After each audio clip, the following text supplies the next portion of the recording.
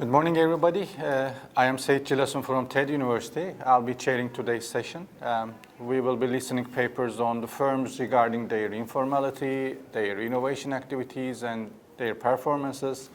We have three distinguished speakers today. Our first speaker is Pansye, Dr. Pansye. She will be talking about the relationship between informal credit and informality of firm. The plan is like we have 15 minutes for each speaker. Then I'll be discussing the papers like 10 minutes, and we are going to have a Q&A session for 5 minutes. We can go paper by paper. So if you want, we can begin.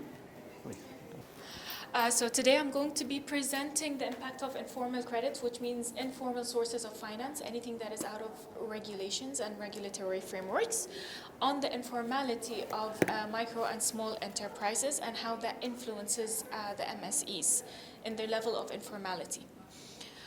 So I'm going to start with a brief introduction about what informal finance is, how we define informality based on the literature, based on several aspects. And then I'm going to go through the theoretical background of informal finance. And we're going to jump through the survey demographics and firm characteristics of the sample of the surveys that we collected. And this was in 2016, so it's quite a bit of old data. Then we're going to jump into the research question, hypotheses, and the objectives of each research of each hypothesis. Then we're going to go through the models. We have 3 hypotheses, each model for each hypothesis, and the results. And then we're going to wrap up with the summary. I'll skip through a bit of the introduction as 15 minutes, and the slides were quite comprehensive. So according to a lot of literature, there are different definitions of the informal economy. The first one, it involves any illegal services, any illegal goods, any trade that is outside of legal frameworks, meaning that it's hidden from GDP, it's hidden off the books, and any activities that are intentionally done to be hidden from taxes, regulations, and any government overseeing or oversight. So why is informality a problem?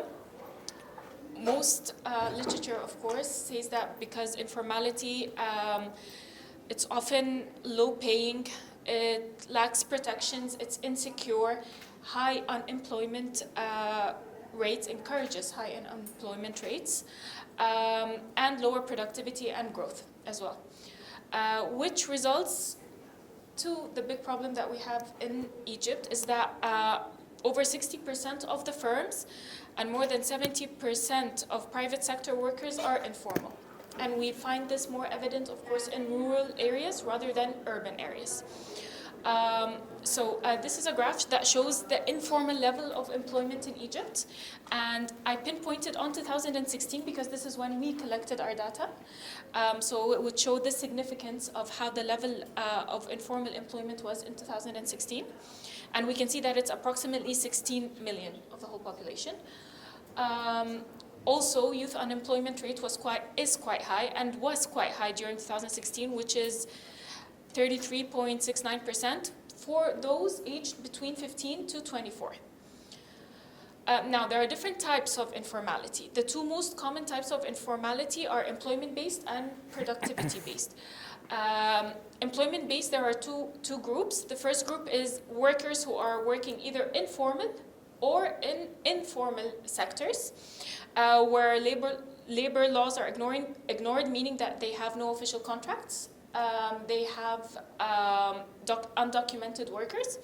The second group is self-employed workers, which is who they deal with cash on hand, and we can find this quite popular in Egypt in street vendors or any hands person who deals with in-cash transactions. The second type of informality is also informal production, which means that firms, whether formal or informal, they operate partly or completely off the books. Off the books means they're not reporting their VAT, they're not reporting their revenue, they're not registered, and the reason most of the time for the types of informality is because people sometimes would want to test out new business ideas. Some people would want to start off with experimenting different types of production processes, and if something might not work, they can jump straight onto another business idea without having to incur a lot of costs. So, the theoretical background. So what is informal finance? So informal finance usually refers to any financial arrangements that are not regulated or not through regulated lenders, meaning banks. This is usually seen with ROSCAs or personal loans. These are sources of types of informal finance. They're typically very low cost, very interest-free, and usually it's because of usury as well, which is a cultural and religious belief that we have in some Islamic countries and Islamic finance as well, that usury, a lot of people believe that usury is prohibited or haram, or it's against the cultural norm, and that's why they prefer to go to informal sources of finance instead of going through formal sources of finance such as banks. So why firms rely on finance apart from usury? It's also because it supports the firm growth. It's quite easy to access. It has less costs involved. It has less processes involved. They don't have to go through so many steps to gain a loan or to get a cash advance where they can fund their business, especially if it's a startup or a small firm that's going to be entering the market. Banks might require a lot of paperwork and a lot of collateral for them to get out a loan. Okay, so the survey demographics. So the surveys that we conducted was during the period of May to August 2016. So it was a cross-sectional data. They were across 2 rural governorates, Gharbiya and Beni Suef. We collected 413 surveys from Gharbiya, and we collected 191 surveys from Beni Suef, which is a total of 604 surveys. We picked Gharbiya and Beni Suef based on their very low urbanization rate and based also on their high rural rates, because informal sources of finance are usually found in rural areas, those who have less access to formal sources of finance. So our firm characteristics, in the survey we had 3 representatives of the firm characteristics. We had firm type, which we categorized according to commercial, industrial, or services. And we also had the firm size in terms of single-owned firms, and usually this is the owner himself. It's his firm, he operates by himself, and we can find this in small workshops, and they're quite popular amongst other street vendors and such. Micro firms, we categorize this up to 5 workers, and small firms between 5 to 36, a maximum of 36 workers. This is a sample that shows that how our data was predominantly micro firms and single labor firms, and we had quite just a few samples of small firms, which are the up to 36 workers. The firm age as well, we categorized our data as well up to startup, and we had new firms and old firms. New startup was the firms that were established during 2016. New firm was up to 5 years of establishment, and old firms was above 10 years or up to, I'll double check, I think it was up to 10 years or above 10 years. This was considered an old firm. So our sample size was 604 firms.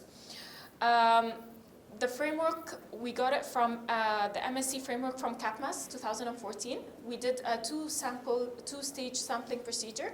We did the first stage from the CAPMAS framework, and then we did a secondary random sample from the original CAPMAS 2014 survey. So from our 604 firms, 240 firms were within the CAPMAS framework, and 364 firms, they were randomly selected firms that we also collected along the way. Great, so these are basically descriptive, very brief descriptive statistics. Of course, because rural populations are predominantly male, so most of our surveys were male, 540. Workers' education, illiterate workers were surprisingly way lower than those who were mediumly or highly educated. The owner's education as well, those illiterate were quite low, and those who had basic reading and writing skills were also quite low. And marital status, most of the men were married in 2016. The age group as well, we can see that predominantly all of our age group revolved around those aged between 25 to 40 and between 40 to 59 as well. This categorization was based on the World Bank's youth factor and how they would categorize the ages. Great, so our research question was, does reliance on informal finance increase the probability that an MSE operates informally in Egypt? And we had 3 hypotheses. The first hypothesis was that depending on informal sources of finance increases the informality of MSEs. The second one was employing informal labor increases the informality of MSEs. The third one explores the firm owner's characteristics, such as his education level, on the informality of MSEs as well. So the first part, this was our model for the first hypothesis. Informal was a binary dependent variable, and it's consistent throughout our 3 models. Our 3 models were logit models.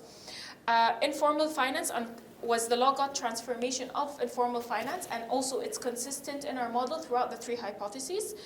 The same thing with the current capital was the logouts of current capital, which was the difference between the initial capital and the current capital of a firm, the owner who reported what is his current capital. It was the difference between both, and this is also the logouts. And then the third time was the type of activity, whether it was commercial, industrial services. The firm age, startup opened in 2016. New firm was 1 to 10, and old firm was above 10 years old. Firm age finance is the interaction between the firm age and the informal sources of finance.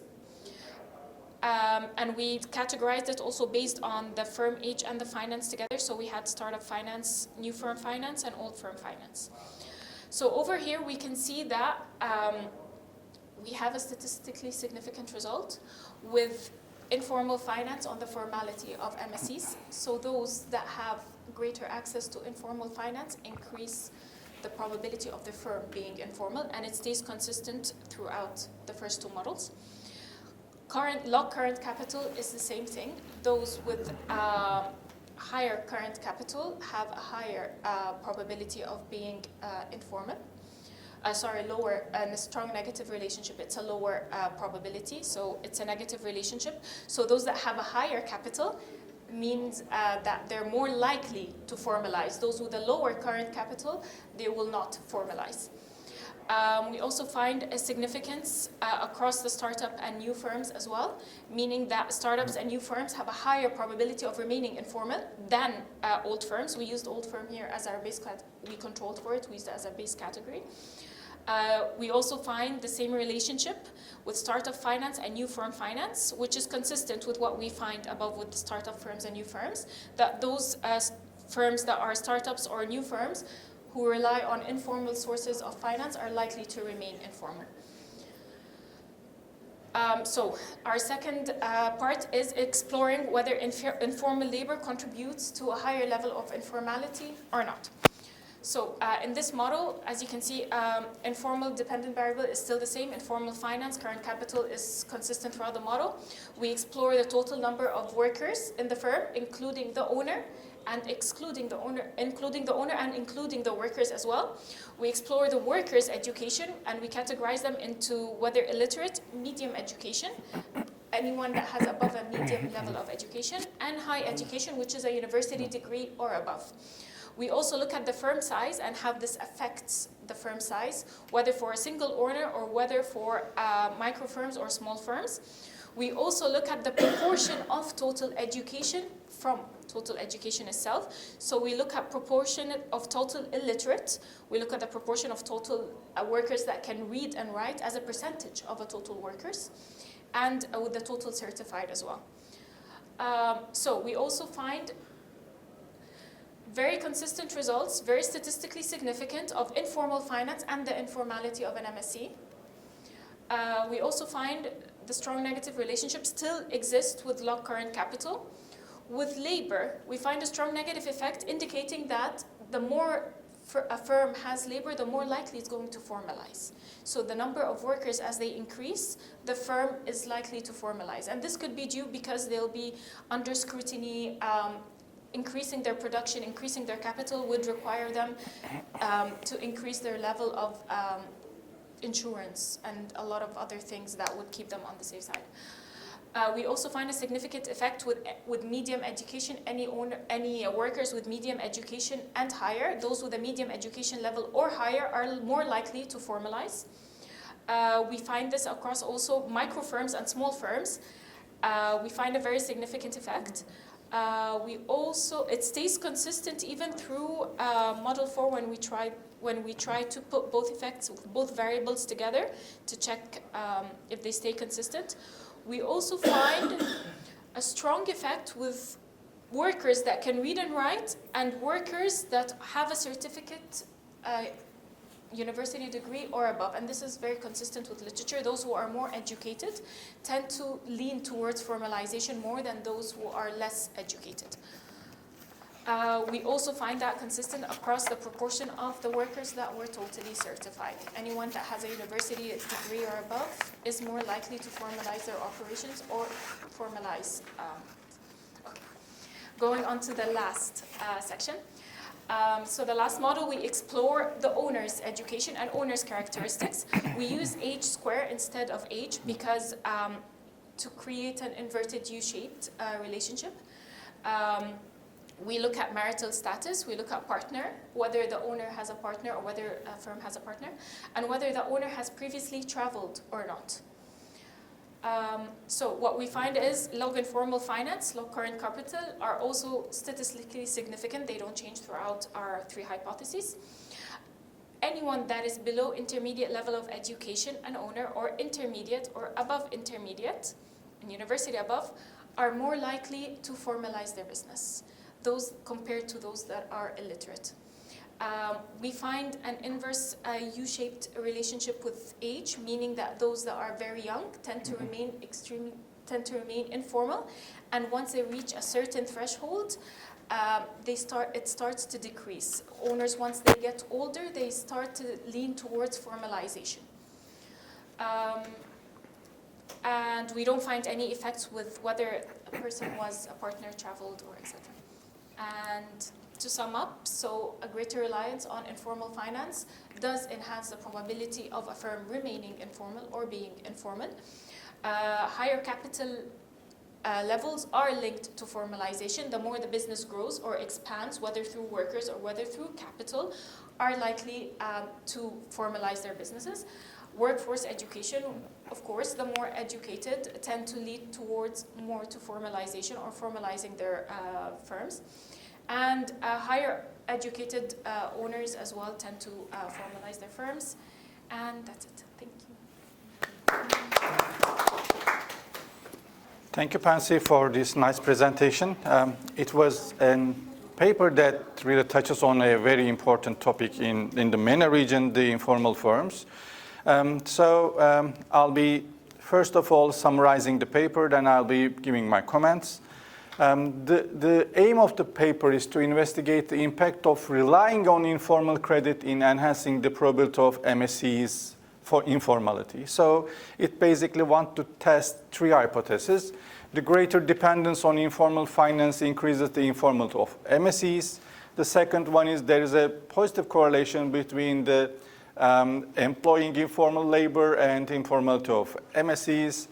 And the third one, the informality of MSEs is positively influenced by a firm owner's education level. This was initial, in my version, you stated that there is a positive relationship between the informality and the education. So that is the opposite of what we expect. And today you just reported that the results are different, but it was just the opposite in my case. So they conducted a field research. They adopted a survey for 604 firms in 2 provinces in 2016 in Egypt. The authors employed a logit regression and the dependent variable design informality dummy.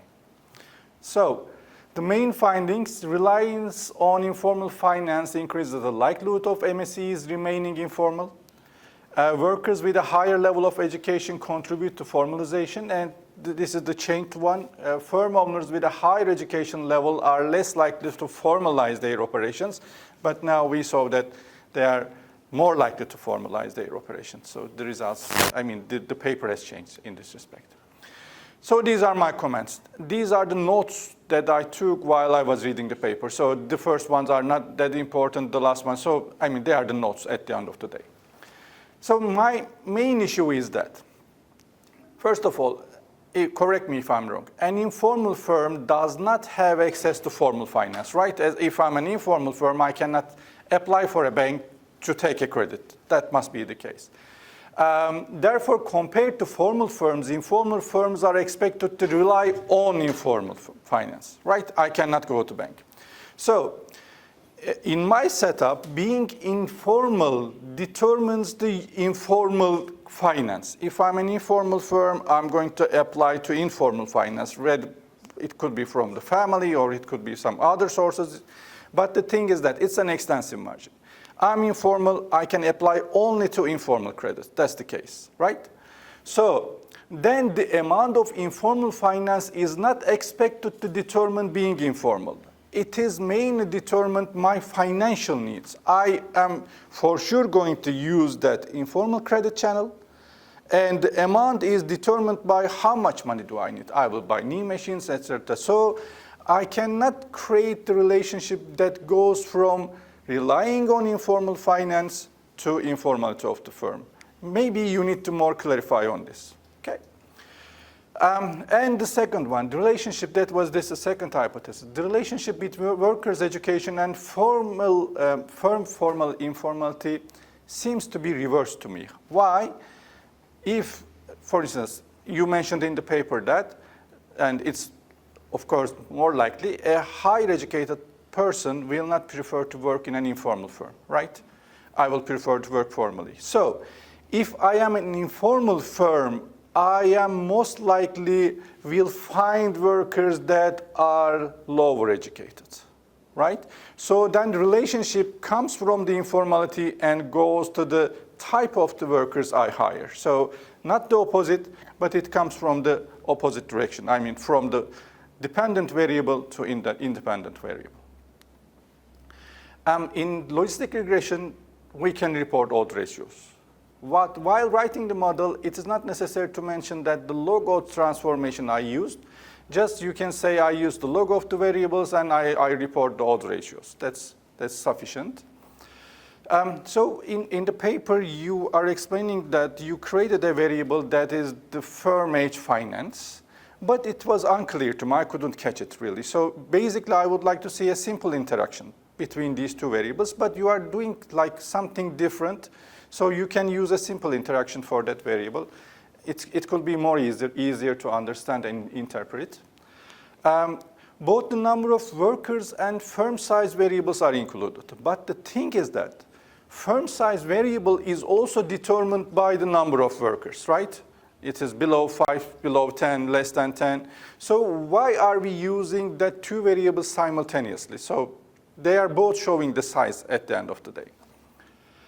The difference between workers' education and total education is unclear to me. At least, once again, I couldn't understand. Maybe you can just elaborate more on why you are using these variables. What is the difference between those? You can write it more clear. And it's not clear to me how workers' education is calculated. You can provide a clear explanation at least. So that is an important one. So you would like to test the U-shaped relationship between the age and the informality. But while running the regressions, you are not using age, you only use h square. So in order to test the U-shaped kind of quadratic relationship, you need to include both of them. Okay, you need to put age into the model as well. This is not enough using. Can we take the log of the age and age square? That doesn't make sense. So at least you need to put two of them, you need to find the turning point, and you need to catch the quadratic relationship. Okay. So that is the changed part. In the literature review, you said that there is a negative relationship between the owner's education and firm informality. You find significant and negative coefficients. While interpreting, you just interpret in the opposite way, but now it is corrected in this version. So did you apply a stratified sampling during your sampling processes? So I think so sector is an important variable. So did you include sector as a strata you can mention if you do it. In the descriptive statistics table, the number of observations for the informal finance is 528, not 604. So why this is the case? I mean, did they not report anything, or did they say that we are not using informal credit, which is the case, I don't know. But if the second one is the case, they said we are not using, then you cannot take the logarithm because, you know, it is 0, but you can add +1 and take the logarithm. It basically turns to 0. So if it's the second case, you can do a correction here. It's a nice introduction chapter, but maybe you can consider adding a findings paragraph and a contribution paragraph to the introduction section before sending to a journal.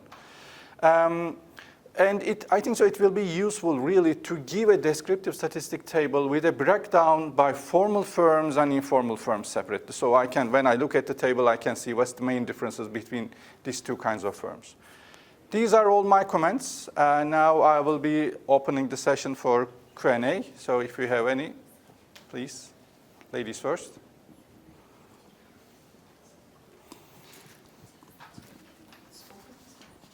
Okay, thank you.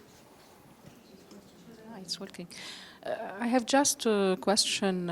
Thank you for this very nice presentation and very nice topic. But I think that there is a problem of endogeneity in the sense that your main model is expressing informality which is dependent on informal finance, but you have causality in the other sense, because as my colleague said, informal finance is also dependent on the status of the firms. It's the informal firms that use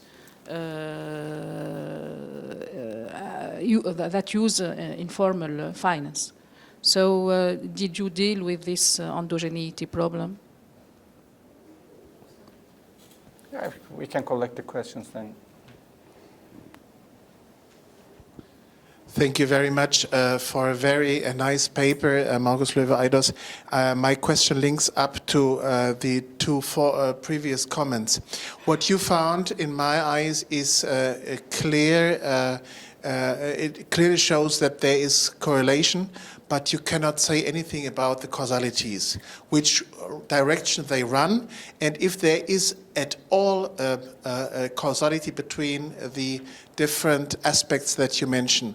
So I assume that there's a high degree of multicollinearity between the different factors, and you can only find out if you introduce a time lag in your variables, yeah? Just to identify which variables which are really independent. Yeah? So some 10 years ago, we have done a study also in very much the same governors of Egypt, and we have found that at the beginning stands an increase in productivity. And when productivity increases, firms can afford to formalize, to bear the costs, and only then they have access to the formal market. So the real independent variable was increase in productivity. That depended on innovation, and that depended very much on the characteristics of the entrepreneur, which you have nicely in your model.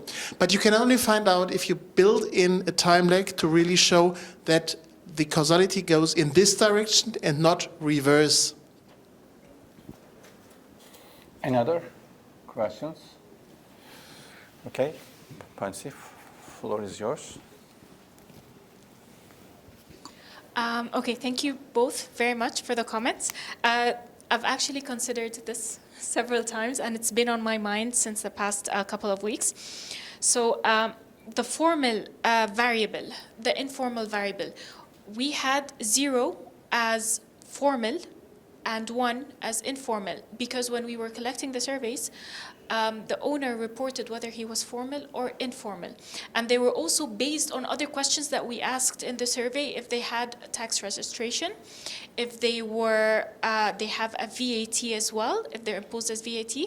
And these are what based our answers as no, not as our answers, but as a conclusion of whether they were formal or informal. I do understand the indigeneity problem, but at that time in 2016, Egyptian law was actually a bit quite lenient with getting out loans to help micro and small enterprises. So the tax levels were lower. They had more opportunities to get loans or get credit from banks. Of course, still, it goes through a lot of regulations, which I understand why it goes both ways, that informal firm goes with informal finance as well, and it's like a two-way effect. And it's interesting that I can actually explore, the inverse casualties, and I'll consider that. So thank you very much. The thing is that they have only 1 year information, right? So they cannot use, it's cross-sectional data, they cannot use that. Thank you. So it was great. All right, so we can move to our second paper. It's try to understand it's just the opposite word. We are going from informality, now we are going to innovation. So it is trying to understand the relationship between innovation and sustainable growth. Ahmed Chafai is going to present the paper, so the floor is yours. Thank you. We present today our paper, Innovation, Activity and Sustainable Firm Growth in Arab Country, the role of bank funding, institutional quality, and bank competition, co-authored by Dr. Oueslati and Professor Hatem, Salah. So, can you I have no idea how, I think you can do this. Okay, thank you. Yeah. Donc, the outline is follow: motivation, initial review, hypothesis development, research methodology, result and discussion, and this presentation can achieve it by several policy application. Let me begin by some figure on growth and innovation. According to the World Bank Economic Report 2024, the growth rate of emerging and development economies showing signs of slowing. It should decline from 3.2% in 2023 to 3% in 2024 and remain close to this pace on 2025. 2026 will below the 3.8% average recorded between 2010 and 2019. This decline is due to the number of factors, namely the aggravation of political retention, which is likely to distort projection of 2025 and 2026. In addition, low levels of investment and decline factor productivity have weakened the effective growth, hampering potential growth. So, in terms of R&D in Arab country, we observe that the average is low, that 0.7% of GDP. We below the world average is to 2.62%, leaving a significant gap to be bridged. This gap is observed not only in the absolute term, but also in relative term due to the high heterogeneity of GDP. In addition, between 2015 and 2022, the number of R&D research in Arab countries rose steadily, reaching of an average of 919 research per million people in 2022. However, this should be stressed that there are significant disparities between countries. So, in light with these figures, the objective of our paper is to analyze the non-linear relationship between innovation and sustainable firm growth in Arab countries, and as well as the moderating effect of bank funding in R&D and institutional quality, bank market power. So in theory, there are several theoretical approaches to apprehend this relationship, namely Nelson and Winter, Dossi et al. And Egon et al. In practice, there are several empirical studies have examined this relationship. So there are certain empirical studies have showed a positive effect on innovation and sustainable firm growth. However, another suggests a negative effect of innovation and sustainable firm growth. In light with this study, we observe that the empirical study have neglected the non-linear relationship between innovation and sustainable firm growth, as well as the moderating effect of bank funding on RED, institutional quality, and bank market power. So, four hypotheses have been developed. Firstly, there is a curved nexus between innovation and sustainable firm growth. Second, bank funding on RED moderates this relationship. The hypothesis 3 is moderate the innovation and sustainable firm growth nexus. Finally, the bank market power can be so moderates this relationship. So, to analyze this relationship, we have used 124 listed non-financial firms in 10 firms in MENA region, namely Bahrain, Egypt, Jordan, Kuwait, Morocco, Oman, Qatar, Saudi Arabia, Tunisia, and Emirates during the period of 2010-2022. So, this equation reflects the main model, econometric model, testing the first hypothesis. SGR is the firm hypothesis firm. Donc, innovation is the innovation. Innovation 2 is the quadratic term of innovation. Left 2 GDPG are control variables.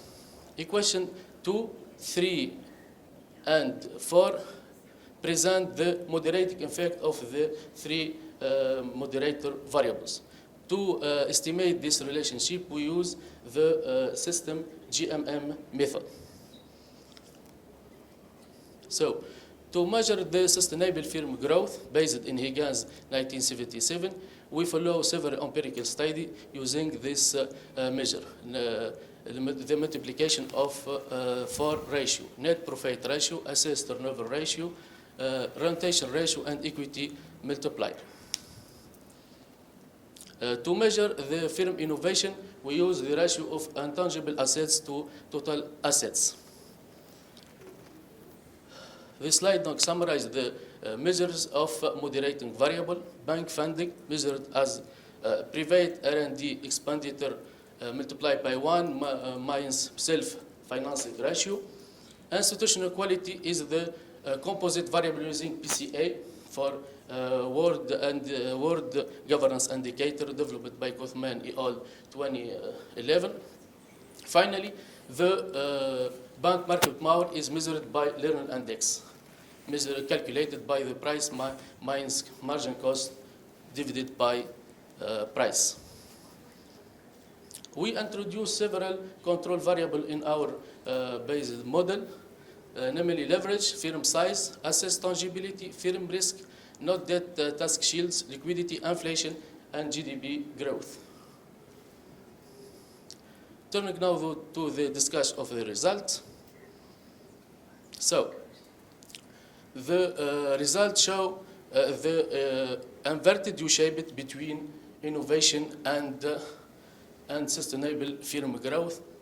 More precisely, there is an inflection point estimated to 0.47, beyond which the sustainable begins to decline. So the hypothesis 1 is verified. For moderating effect of bank funding, the result shows that the bank funding can be moderated the relationship. More precisely, the introduction of this variable can transform this relationship in U-shaped with a new inflection point estimated to 0.14. So hypothesis 2 is verified. So for result of institutional quality, also transform this relationship in U-shaped with a new inflection point estimated to 19. Finally, the bank market power also moderate this relationship and transform this relationship in U-shaped relationship between innovation and sustainable firm growth. The main exercise is in GCC and non-GCC countries, show that the funding have confirmed the proposed result.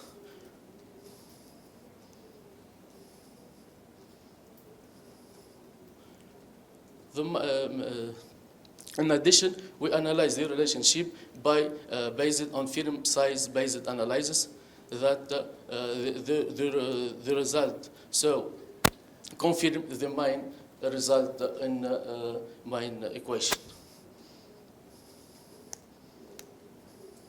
In terms of policy implication, for first dimension, the policy makers can be provide green finance option, financing startups and innovative SME, monitoring and incubation programs. For dimension 2, adopt equity loans, establish target funding lines, improve access to finance for startups and SME. For 3 dimension, the policymaker can be reduce the bank market power and market share and encourage regional and local banks. For dimension 4, the policymakers can be implementation the competition policy, promote transparency, and reinforce the fight against corruption. And thank you.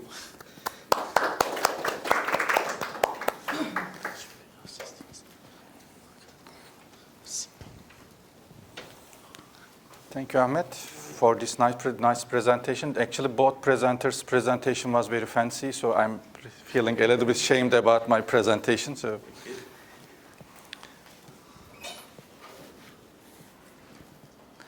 All right, so thank you. Let me once again begin by summarizing the paper. The aim of the paper is to investigate the nonlinear quadratic relationship between innovation and sustainable firm growth.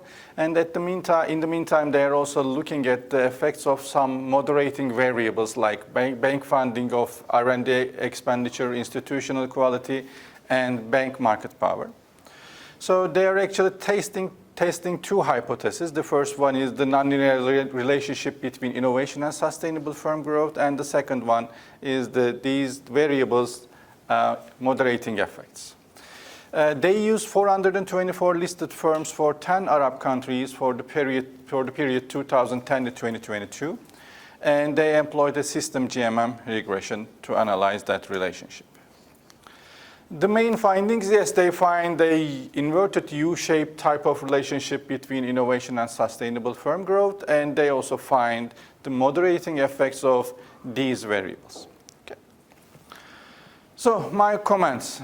First of all, while I was just looking at the paper, and if someone asks me, what is the relationship between innovation and firm growth? I will say there's a positive relationship, right? So that is something expected. So then while I was reading why there is a quadratic relationship, it was a little bit surprising for me why we need to see that.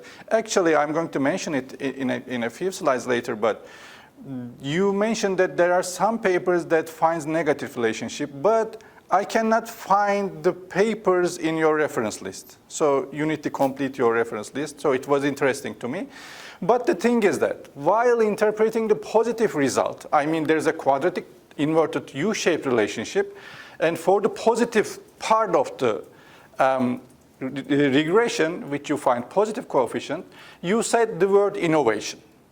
But when you are interpreting the negative results, the downturn of your quadratic relationship, you are interpreting this variable as an R&D expenditure. So you should be clear about it. What is that variable? Is it innovation? Or is it an R&D expenditure? If it is an R&D expenditure, it makes sense. You may find an inverted U-shape. But if it is innovation, I was expecting to see a clear positive relationship between the variables. Sustainable growth variable. So you just show it here as well. So it is an interaction of many variables, like you are multiplying many variables. So it is the first time that I see that kind of variable. You are giving some references, but it is better to give more details about why it is a good way to measure sustainable growth, why it is a really other variable that we can use to represent sustainable growth. So you need a better explanation for that one. And when I look at your multiplication terms, many of them are canceling out. So you are left with something divided by something. Why this is a good indicator of sustainable growth, it's unclear in the paper. Okay? And the innovation definition, you should be clear about it, as I mentioned. Is it R&D expenditure or is it innovation? Okay, so you are basically looking at the intangible assets. But for instance, in the intangible asset, the biggest item in the balance sheet is goodwill. And goodwill is nothing to do with innovation, right? So you should be more clear about why you use that variable as well. And for the bank funding variable, another key variable, you assume a fixed 10% bank financing share for R&D, right? This is the case. But it's questionable, right? It may vary across countries and over time. So in the downturn years, maybe the firms are not using the 10% of their bank finance to R&D activities. So you should be more clear about that as well. You put a nice figure that we see the innovation and sustainable growth variables at the same time, but following the COVID period, we see a significant jump. So why is it? Can it be due to inflation? I don't know the inflation patterns in your countries, in the Arab countries, but if it is due to inflation, maybe you may want to give the real values instead of nominal values for that figures, okay? So, once again, you are here in that paper, you are using the leg-dependent variable, okay? So, why? Why you are using the leg-dependent variable? You should be clear about it. Is it because you want to test sustainable growth, and in order to test sustainable growth, you should be using the leg-dependent variable? Is it something else? Is it coming from theory? It's unclear to me, okay? So maybe you can just justify why you are using leg-dependent. And if you do not have a theoretical background, it is better to not to use GMM. GMM is not a robust estimator. So it is better to use OLS normally. So even this is the case, even the theory says that, okay, use leg-dependent variables, still you can run a fixed effect estimator, okay? And if you run this, you don't need to control for unit root and other things because your time span is too short. So you don't need to worry about some time series properties, autocorrelation, etc. Just run the regression and provide it as a benchmark.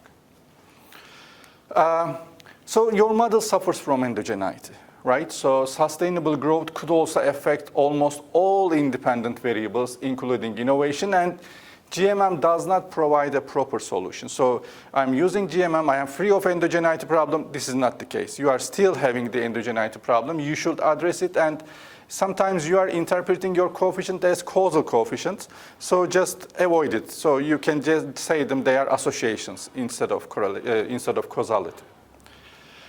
While I was writing a paper, I always feel difficulty for the interaction of the variables while interpreting them. So you go one step further and you are even interacting your quadratic term with another variable. So its interpretation is really complex, at least to me. You should be taking derivatives, etc. So you may provide more information on that as well, okay?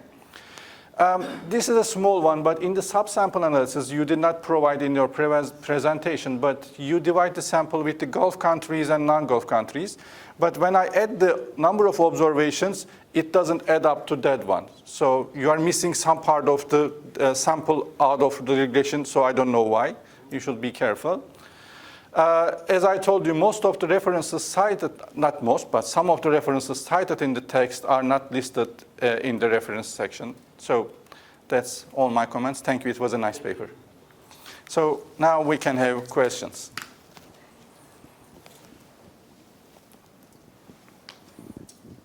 No? If no questions, it's good then. You answered all of them. So, okay, so then we can now move to third one. Thank you, Ahmed.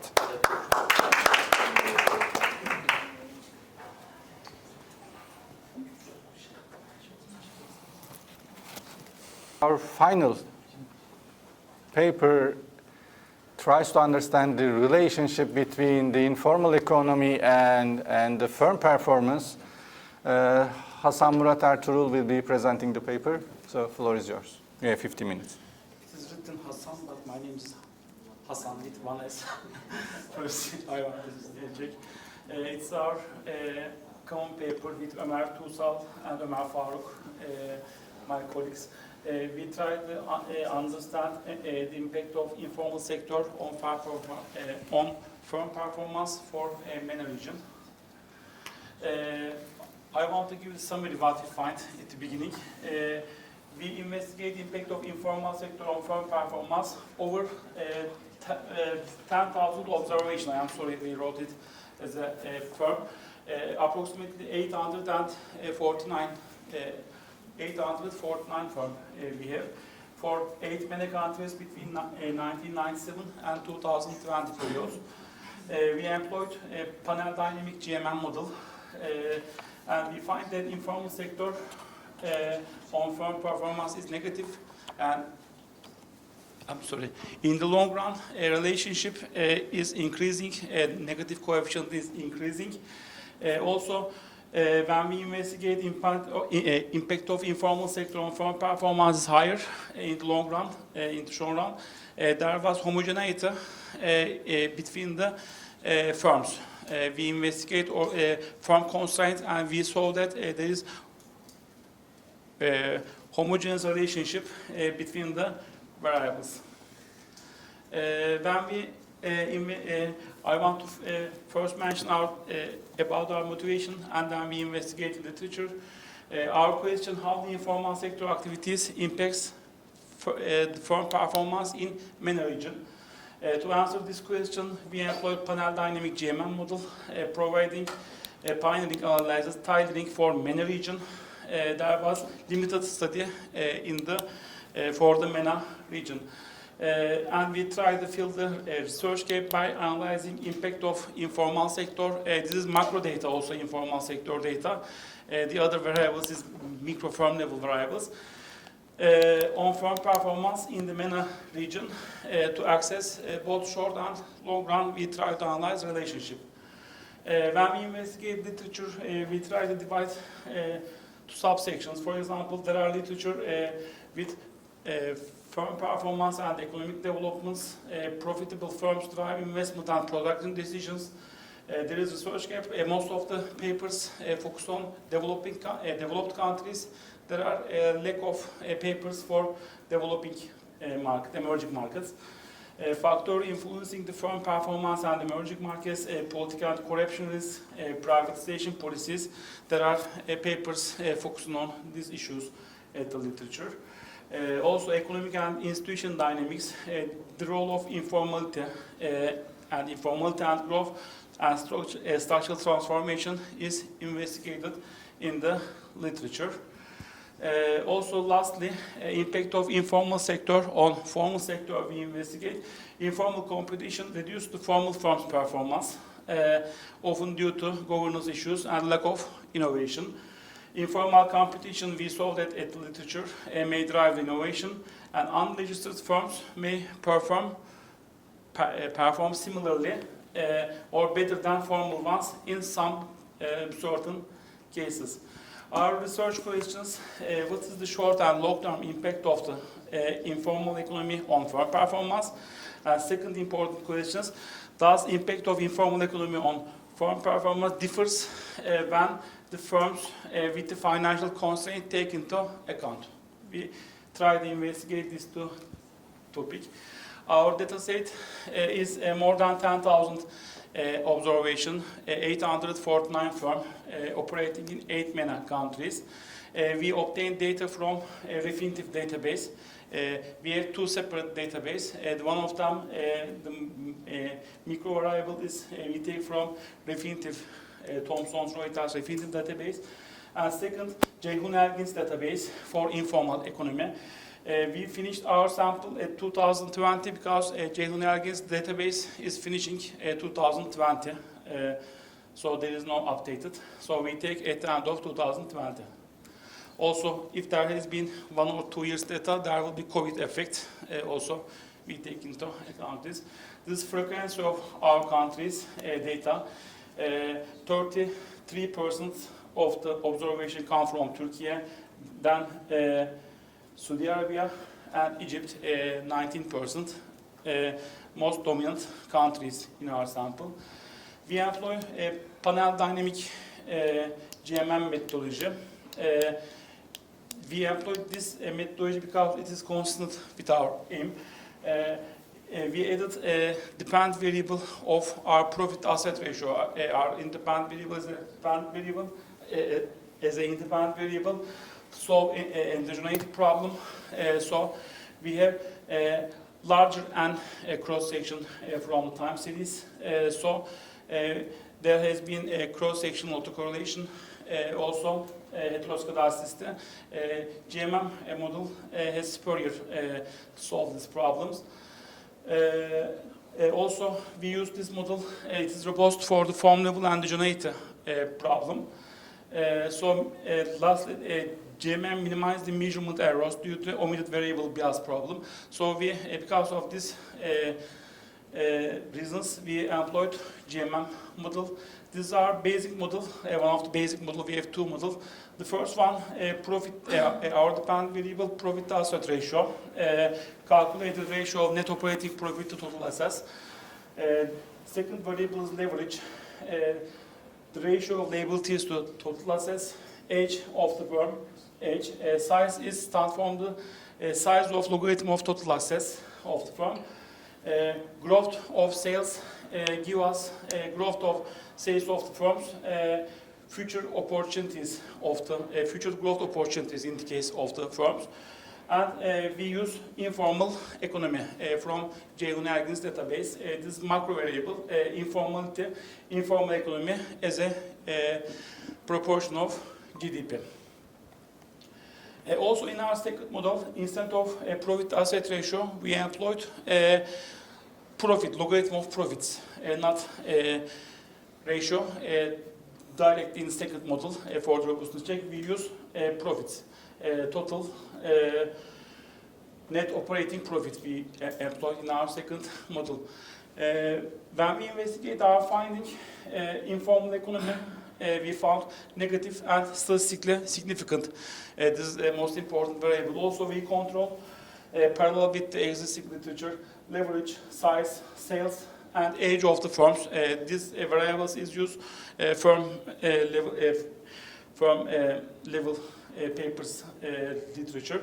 We added informal economy, and we found it negative and statistically significant at 1%. Also, leverage is found negative as expected. Sales has been, the effect of sales on profit to asset ratio has been found positive. Size and age has been negative in this equation, but in the second equation, now I will show you, this is dependent variable is log of profit, not a ratio, as I said. Again, informal economy negative and statistically significant we found. Size has been insignificant in the second equation. Leverage again negative, sales again positive, but age has been positive. The effect of age, we weight a positive at the beginning. At the first model it has been negative, but the second model it has been positive we found. In order to understand the role of the financial constraint on this relationship, we use Hadlock-Pierce index. This is the formulation of the index. Index depends size and age of the firms. We computed this index based on the age and scale of size of the firms, and calculated first separate quantiles for the firms, and interacted with this quantiles with informal economy. We try to understand in every quantile effect of informal economy. We try to analyze the effect of informal economy on firm performance. We estimated same model. This one quantiles first, second, third, and fourth quantile, and informal economy we interacted them, this interaction term. Again, informal economy variables has been found negative and statistically significant in all quantiles, and the value is very close to each other. So we think that there has been homogeneity, not heterogeneity, because there are all of them a negative, significant, and similar coefficients. So quantile, according to different quantile, the effect of informal economy is not changing. So there has been homogeneous relationship between the variables, and the other variables, leverage is again negative, sales is positive, we found. Size and age is not at this equation because it is on the index. We dropped these two variables. Then we computed long-term coefficients from our short-term estimates, and long-term estimates we found it greater than short-term estimates. So in the long run, effect of informal economy on the firm performance is increasing. Also for our second model, there is increasing effect of informal economy on firm performance. This is important results. So in the long term, this is more important problem for the MENA region. So our findings suggest that informal economy has significant effect on firm performance, both in short and long term, but long term the relationship is more higher. This effects on informal economy on firm performance is obtained by controlling future growth opportunities, age, financial leverage, and firm size, as we mentioned. This study provides robust evidence for informal economic activities negatively impact firm performance in the MENA region. When we take into account financial constraint, again, we found negative relationship and homogeneous relationship between different quantiles. At the beginning, we tried to separate the data, small, medium enterprise and other firms, but then we decided to this HP index and try to find different quantiles. Consistent with the finding of Heredia and Alvarez study confirms that informal competition erodes formal firms' profitability and growth potential also for MENA countries. However, it provides more detailed account of how financial constraint and firm size influence these dynamics. Our findings complement the research by Amin and Oku. They note that informality impacts varies by firm characteristics, including financial capacity. Also, by analyzing long-term impacts of informality, the study complements De Castro's paper.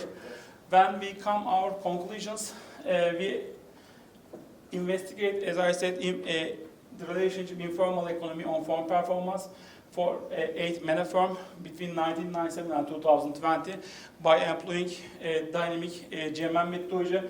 Finding obtained as a result of GMM model can be very instructive for non-financial firms. We also employed non-financial firms, operating in the MENA region. First of all, the results show that informal economy firm performance relationship has homogeneous effect in every quantile, and affects all firms, even firm level heterogeneity is taken into account. This effect has negative structure and increases in the long run. This is also important results. Also, we take into account time varying financial constraint.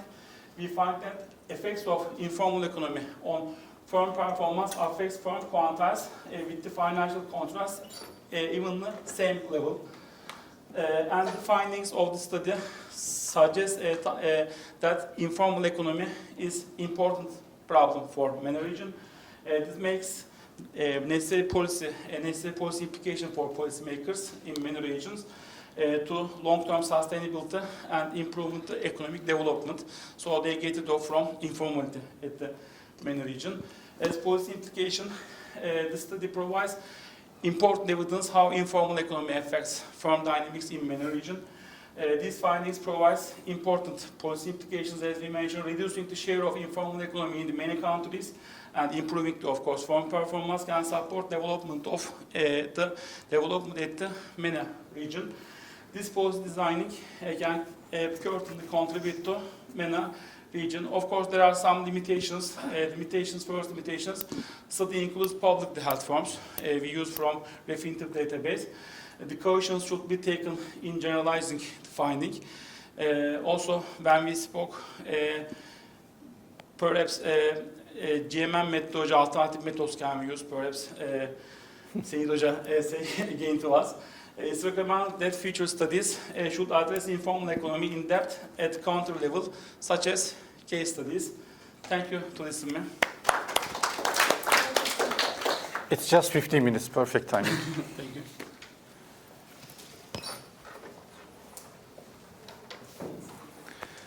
So thank you for the nice presentation, Murat. Once again, I'll be just briefly summarize the paper, then I'll be giving you my comments. The objective of the paper to investigate the impact of informal sector on firm performance for firms operating in 8 MENA countries. So it's a very important topic, as like the first paper, they touches on informality issues. It asks 2 research questions. The first one is, what is the short and long-term impact of informal economy on firm performance? And the second one, does the impact of informal economy on firm performance differ for firms with different level of financial constraints? It uses 10,207 observations from 8 MENA countries for the period 1997 to 2020, and it employs a dynamic GMM estimation strategy. The main findings are there is a negative effect of informal economy on formal firm performance, and it increases in the long run. This is the first one. And the informal economy almost homogeneously affects firm performance through financial constraints. So my comments. So their variation is coming from the country, right? Yes. The paper is focusing on formal firms, right? So you are not looking at the effect of all firms. So basically you may want to clarify it in the title as well. So it is the formal firms. So this is what you mentioned in the presentation. You wrote in the beginning from the abstract, you wrote that you have that number of firms. So that is the number of observations. So yes, one of the key issues, why you use a leg-dependent variable. You just give a slide full of claims, but you know, using a leg-dependent variable should really be justified. So it may be coming from theory, etc. So why do we need to see past profit in a profit regression? Is it that key to use it? I believe it is not. So if it is not the case, then you may consider to drop it and run the fixed effects regression, or at least if you would like to still keep it, you can still run it as a benchmark model. So that's an important one. So even in developed countries, profit is a variable that is most likely to be reported wrongly, right? The firm owners would like to report the profits in a lower manner, so because they will be taxing on it. So instead of using profit as a firm performance indicator, or in addition to this, you may want to use sales as another indicator of firm performance. So I think so it will work better. So you said there is endogeneity issues. Yes, there are endogeneity issues in your paper, and you use GMM, but GMM is not a method designed for it. At the end of the day, it used the leg version of the independent variables as, you know, the instrumental variables. But if there is persistency in the variable, then you cannot simply use it by taking the leg values, so it is not a proper way. This is a small one, but informality is measured at the country level. But in your estimation regression, you use the subscript of I. You should be using C or whatever you want, but it's not at the firm level. You have a descriptive statistics table in the appendix.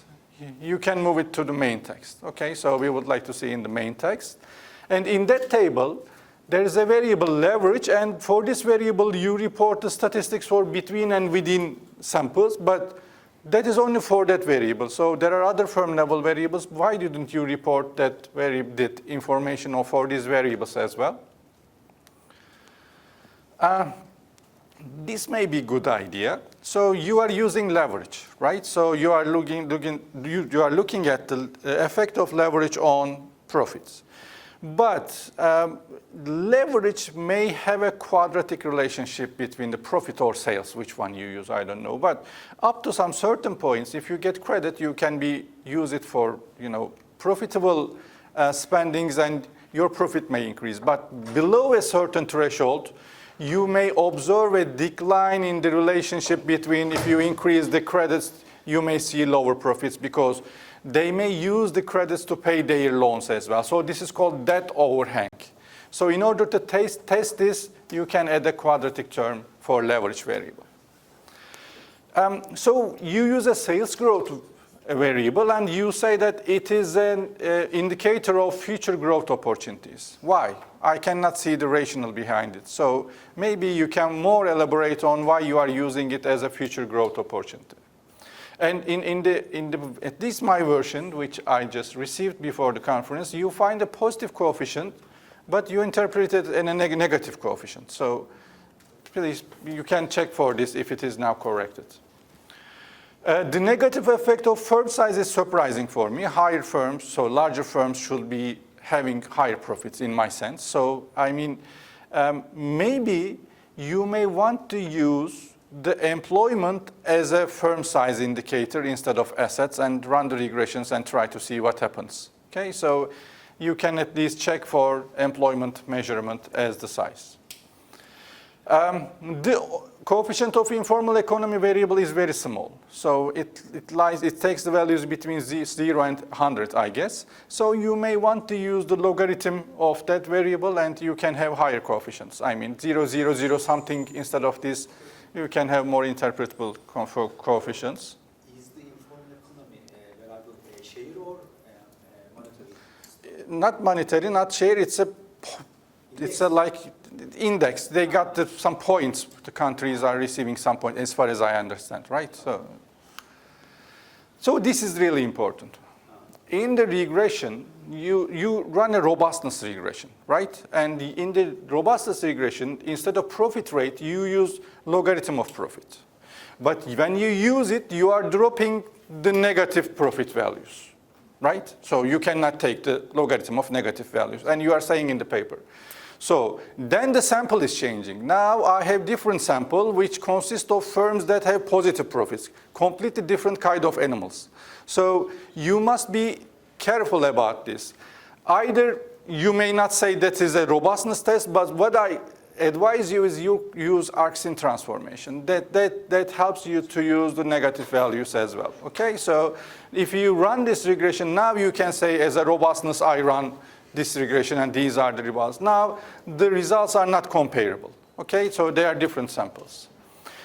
This could be my bet. I don't know about this, but 1 minus alpha represents the long-run path of firm performance. Maybe you can give more explanation on this, why this is the case. I don't know anything about this, but the readers may not be aware of this, so you may provide additional information. In the model with interaction terms, you are only using interaction terms, but you should be keeping the variables itself as well, okay? The variables and their interactions, so for the correct interpretation. And this was the case that you have 4 financial level of constraints, 4 levels, and you are interacting it with the informality. But then you need to drop one of them to avoid perfect multicollinearity. You are still keeping 4 of them, but you need a benchmark. So drop the first one and then interpret the next ones. So it will be better to clearly state that at the very beginning of the paper, your sample consists of listed firms. So I just see at the very end you are using the listed firms, but you may want to touch on this at the very beginning. This was not for you, but in your references, I saw a paper that is mentioning that if a firm starts informally, then it grows more in Turkey. So this was surprising for me because in Turkey you cannot start a business like an informal firm. You need to register first. So I wanted to check this paper, and I look at the paper, and this paper, how can I say, is not that good, I think so. It has some problems regarding this definition and regarding the coefficients, so it has some problems. Maybe you may reconsider it to providing it in your literature section or not. So that's all from me. Now, the questions are more than welcome, I guess.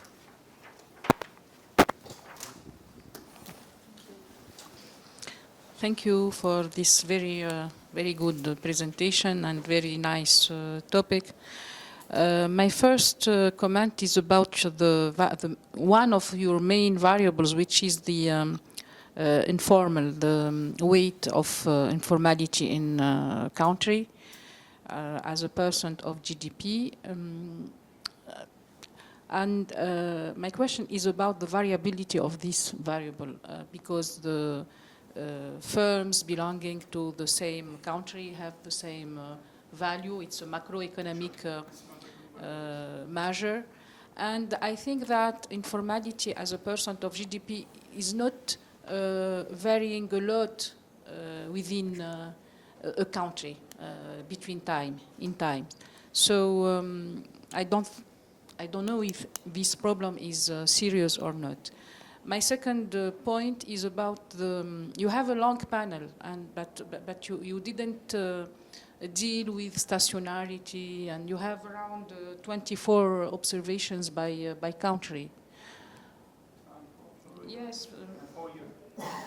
4 Yes. years. No, 24, I guess. 1997 to 2020, Yeah. 24, like 13, 14. 24 years. Yeah. But it's very long panel, yeah. Any other questions?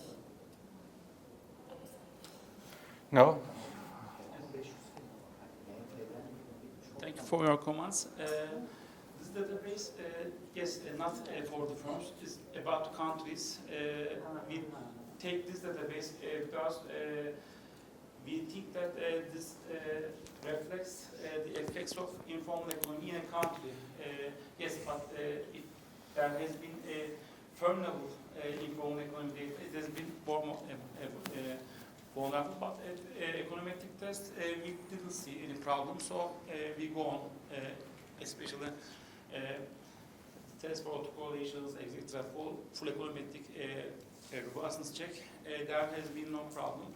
So for your second question, yes, we have 24 years and 850 approximately data. Yes, you are right. Thank you. Maybe the RGL models could be Yes. Also, we will take we will try fixed effect models for robustness check. We will add alternative robustness check models. Okay, so if no other comments and no other questions, we can close the session. It was very nice. We listened very nice 3 papers. So it was at least very fruitful for me. I would like to thank all the presenters and to you for the participation, and to Ramaj for the assistance. So thank you. Thank you.